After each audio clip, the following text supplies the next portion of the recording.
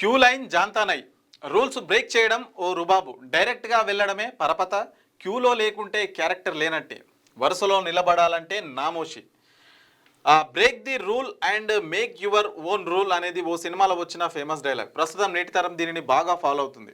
వీరికి వెయిటింగ్ అంటే నచ్చదు, ఏదైనా క్షణాల్లో అయిపోవాలి. అందుకే ట్రాఫిక్ సిగ్నల్ వద్ద ఆగరు, సిగ్నల్స్ పడినా రయ్యమని దూసుకెళ్తుంటారు. ఇక క్యూ లైన్ పద్ధతి అసలే పట్టించుకోరు.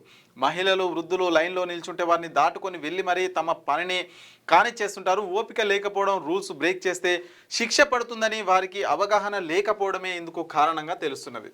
సో మన దగ్గర ఉన్నటువంటి మేజర్ సమస్య ఏంటంటే ఈ రూల్స్, ఈ క్రమశిక్షణ రూల్స్ పాటించకపోవడం.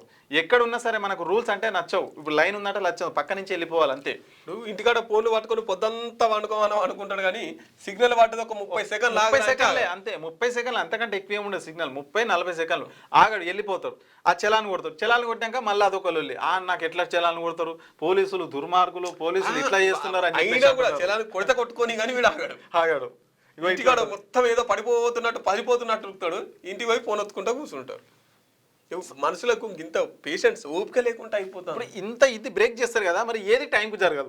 మళ్ళీ ఏ టైం ఆఫీస్కో కరెక్ట్ టైం పోడు, బయటికి ఏదైనా పెళ్లికి వాళ్ళకి సరిగా పోరు, మళ్ళీ టైంకి పోతారంటే పోరు. అట్లా కూడా నడవదు. మరి వాళ్ళు జల్దీ పోయి ఏం లాభం?